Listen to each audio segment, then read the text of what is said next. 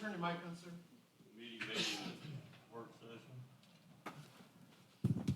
Ms. Kitcher, would you do the roll call, please? Vice Mayor Fennell, Here. Councilman Alexander, Here. Councilman Fan, Here. Councilwoman George. Here. Councilman Hayes is not here. Councilwoman Love. Here. And Councilman Overton. Here. We do have a quorum. Now we'll have the approval of minutes for the March 8, 2022 So council moved. meeting. Move to approve. Second. Mr. Alexander made the motion. Who was the second? Eileen. Eileen. Oh. Now we're ready for public recognition. Huh? Oh, all in favor? Aye. Opposed? Motion passes. Public recognition for city business. Would anyone like to speak?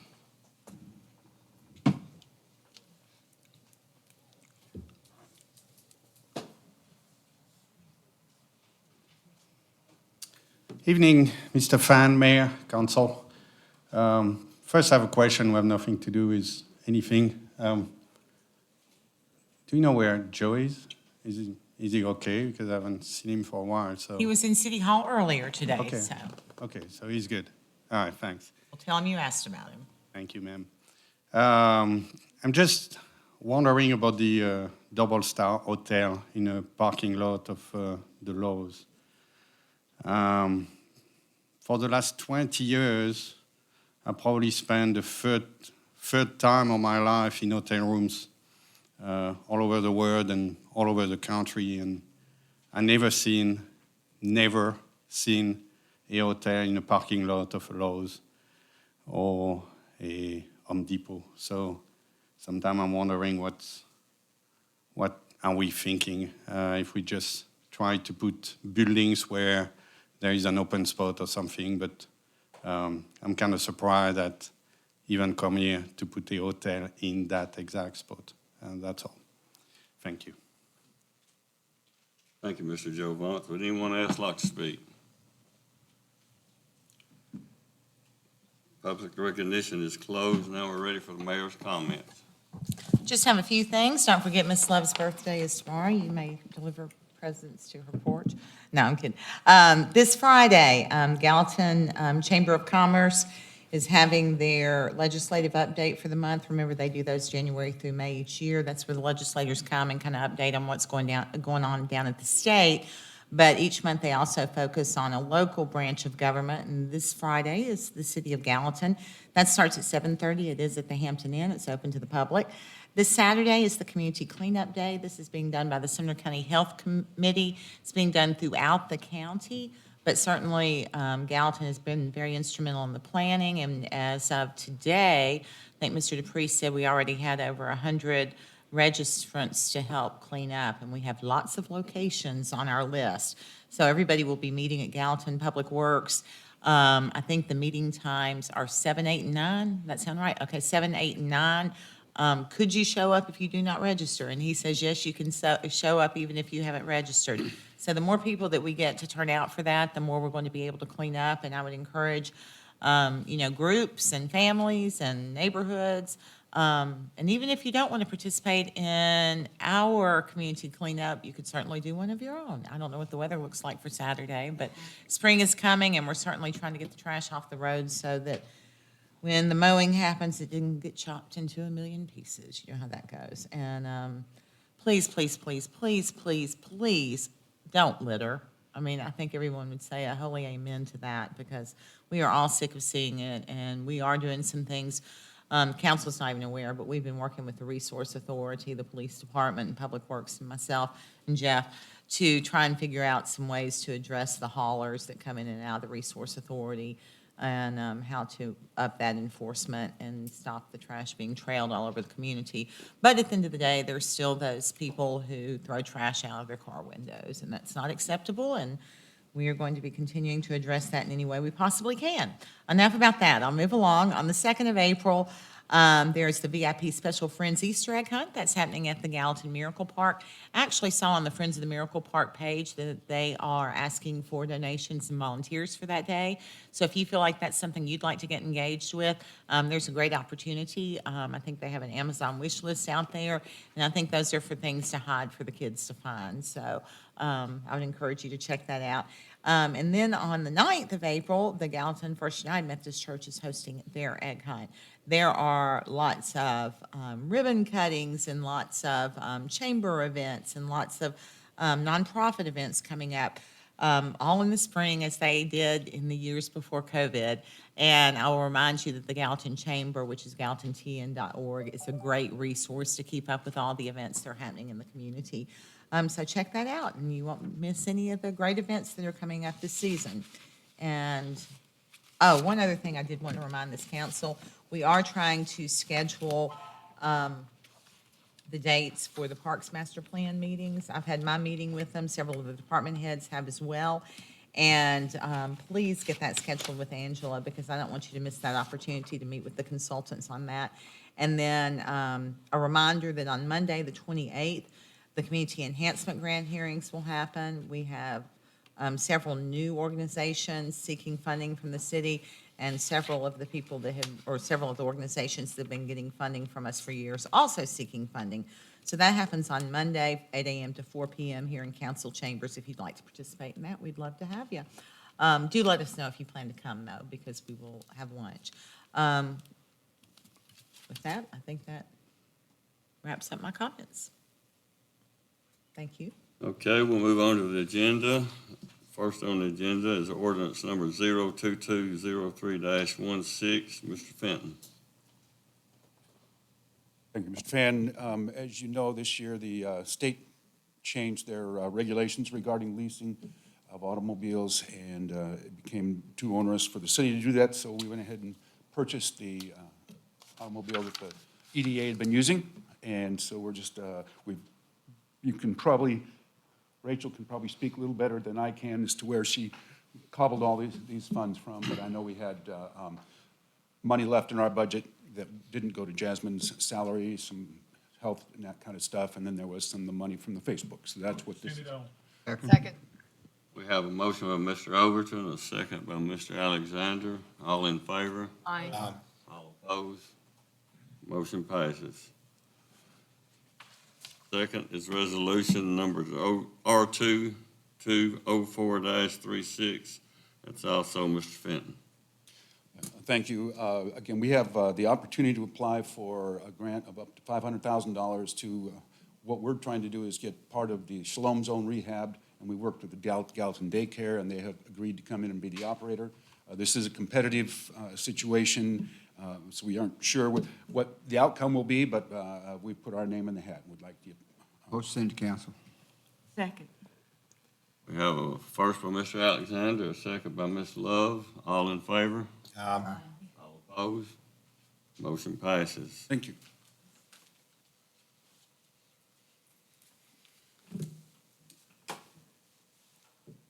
This is an annex and plan of service report.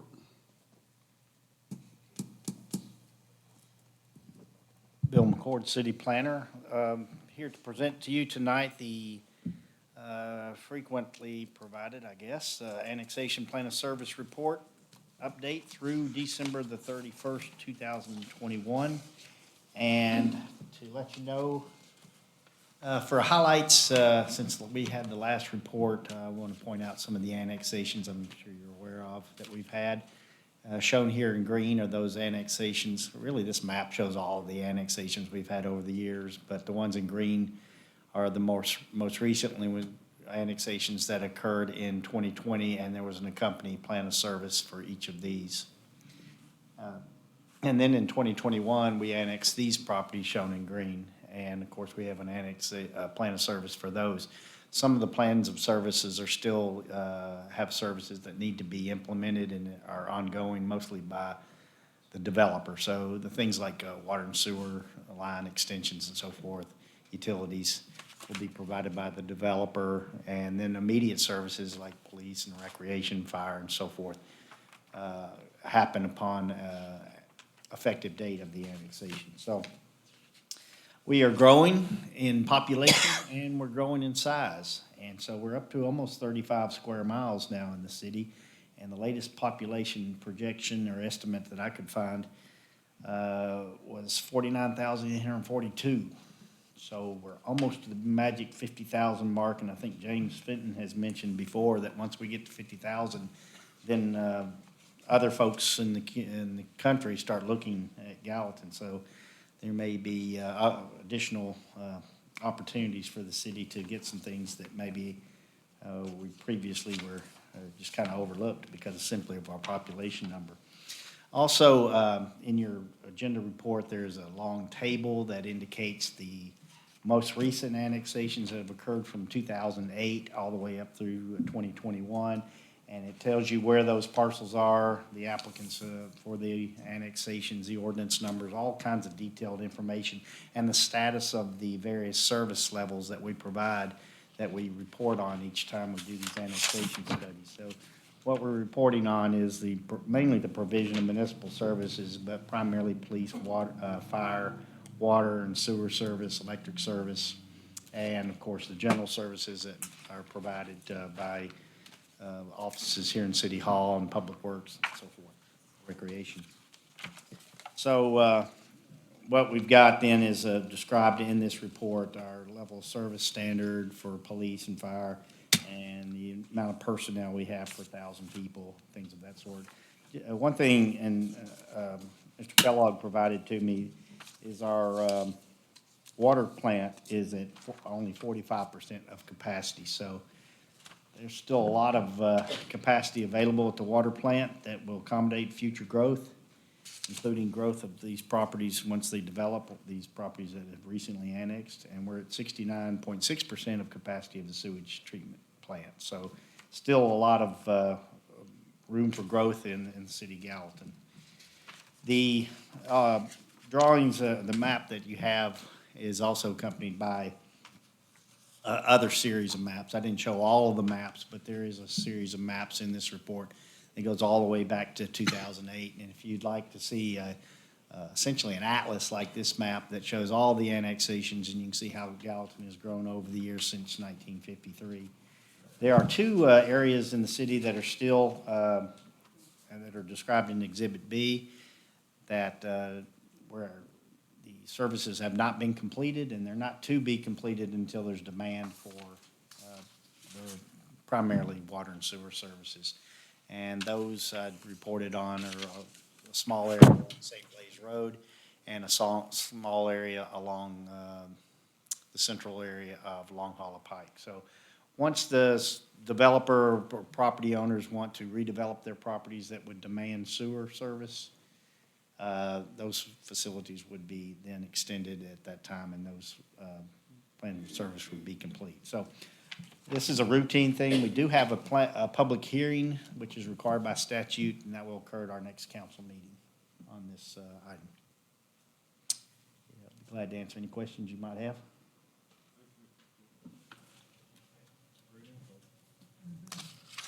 Mr. McCord, you're next, I think, on color copies of the rendering of the proposed double-star hotel.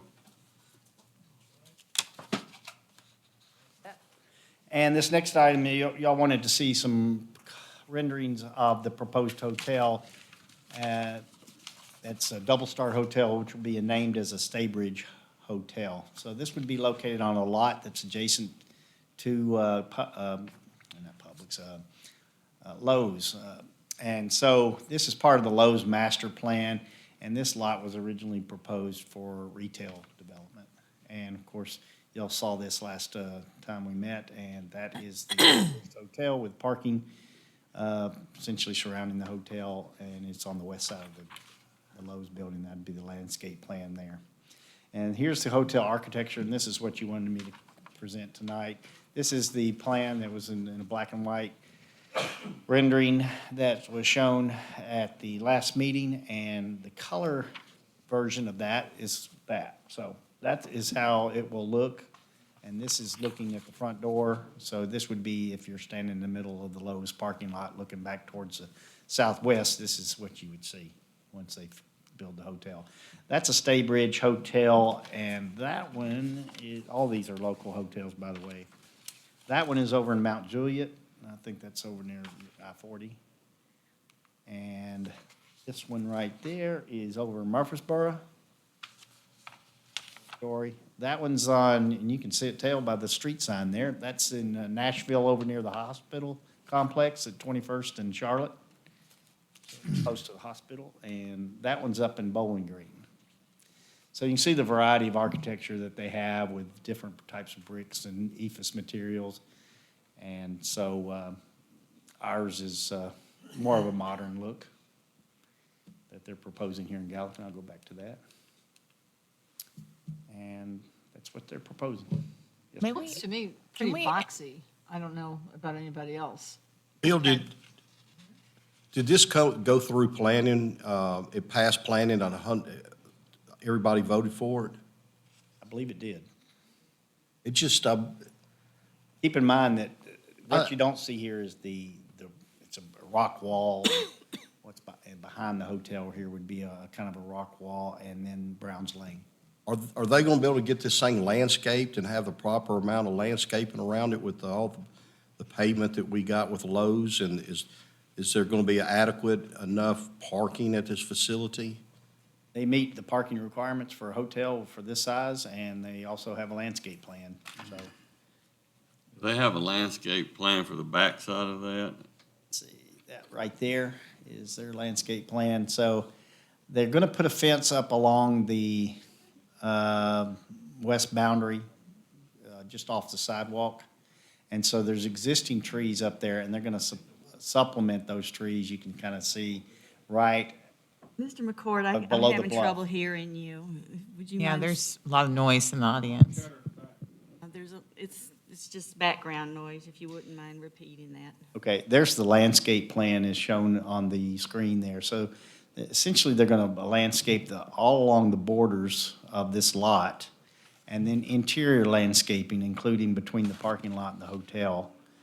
And then they will have some existing landscape that exists on top of the hill. I call it on top of the hill, but it's off to the, just to the east side of the sidewalk that's on the east side of Brown's Lane. That is gonna be elevated. None of that stuff will be messed with other than where the fence will be installed. And then they'll have a little bit of landscaping at the bottom of that escarpment, if you wanna call it that, on the back side of the hotel, on the west side of the hotel. Would it be possible to ask them for a rendering of what it would look like from Brown's Lane? Can they do that? Well, I guess we can And, ask them then. and I'd also like to ask them to submit to us a photo of the back of one of their hotels. Just as, I mean, I assume it's going to kind of mirror the front, but it'd be nice to know that for certain. The other thing that I want to ask of you, because Mr. Hayes is not here and he's the representative of that district, if you would email those photos to him, and that way he'll be able to see them for the next meeting. I'd like to also know how far it's gonna come out of the ground above that wall, and make sure that people driving by are not gonna be looking at a roof. Or a box. I think that one there do look kind of bulky. I like the one from Bowling Green. I think we just need to ask a lot of questions before we stamp this thing. I just don't see it fitting into the landscape at all. But that's just my opinion.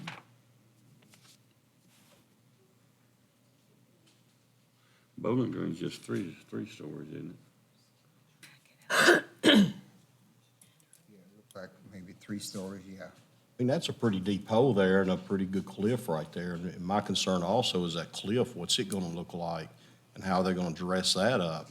If you're down into the parking lot area looking, at the back of it. And the entrance, I guess the entrance is gonna be that's considered the front, so it's gonna sit kind of like that facing Lowe's?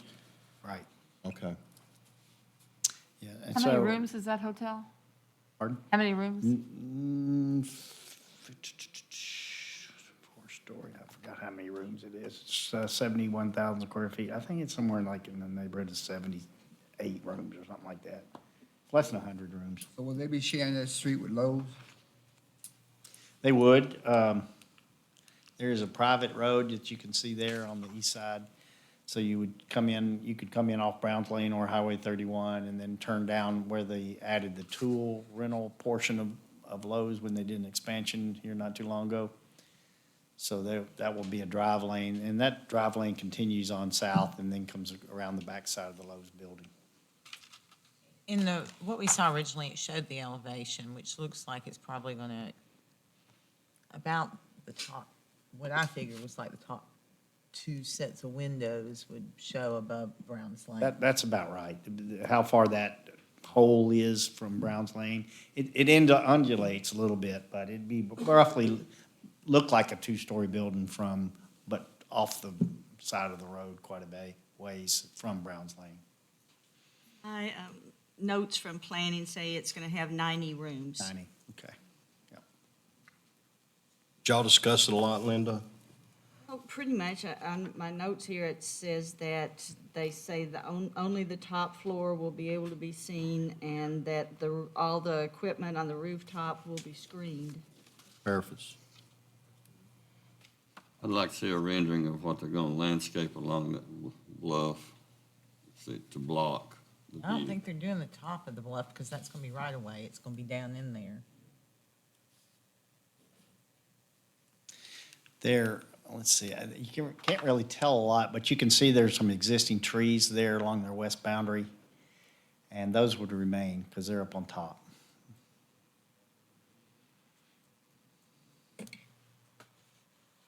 I'm just really surprised that Lowe's would not try to purchase that property or would have kept it in their plan, from talking to the management at Lowe's, and as far as what their rental returns are, I know they're using that parking lot every day. I see them when I pass there. I think they're gonna be wishing they had that, but it's not my decision.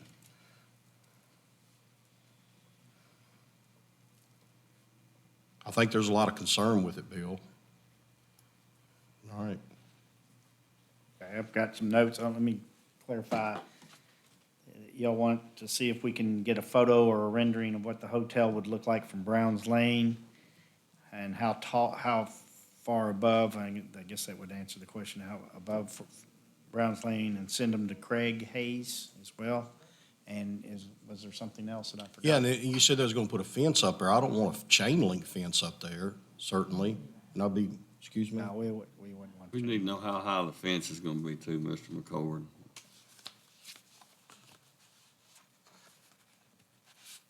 What does the screening look like that's going to distract us from seeing all that heating and air units and?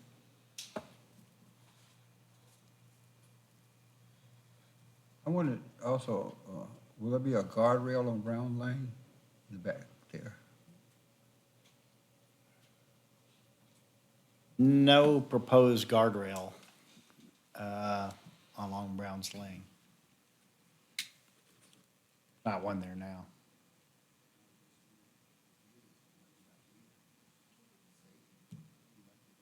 Guardrail or something along that top there to protect the people down off in the hotel area. That's just my thoughts.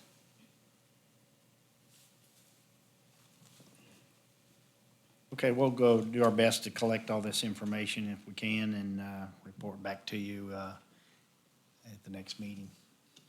Thank you. Thank you. Number 5 is the financial reports for February from Ms. Nichols, please.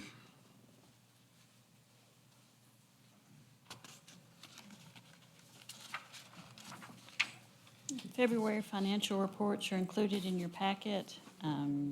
We're doing well on our property tax collections. We collected over $1 million of our $2 million budget. 11 million of our 12 million budget. And then the last pages of the financial report show our sales tax collections for activity the month of December. And we had a fabulous December, $1.5 million, and yeah, we've never had that before, so we're excited. Those continue to be strong.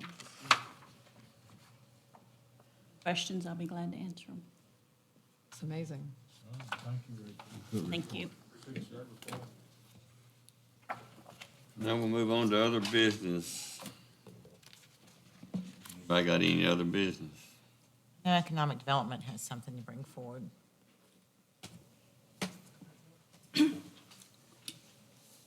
Hey, everybody, Rosemary Bates with Economic Development Agency.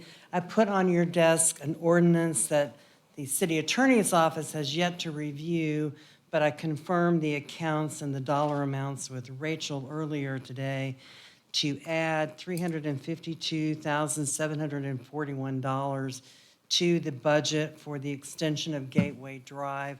All of this is being paid for by Woolhawk, Meta, Facebook, whatever you want to call it today. So none of this money is being paid for by city tax dollars. But the project itself has run over the original appropriation by $353,000. Second. Have a motion by Mr. Overton, a second by Mr. Alexander. All in favor? Aye. All opposed? Thank you. Motion passes. Any other business? I wanted to tell Mr. DePriest that I noticed it some time ago, how nice the historic district sign looks now. Thank you. Anyone else? Department head report? Yeah. Susan, how are you getting along with our liquor ordinance? What? We will be, it will probably be at the next work session that I'll bring it forward. Remember, I'm sorry, it will be at the end of April because we're gonna do beer and alcohol. We're gonna clean up the entire chapter, and we want the beer board to be able to see it before we bring it here in case they have any comments. Okay. So it will be back to you, whatever that last work session is in October after the beer board meets. When was that? October? April, sorry. I heard October. Sorry, April. I tried to get that by you. Date, or did you say? Whatever the last work session, I think that is, I'll tell you. at the 26th, April 26th.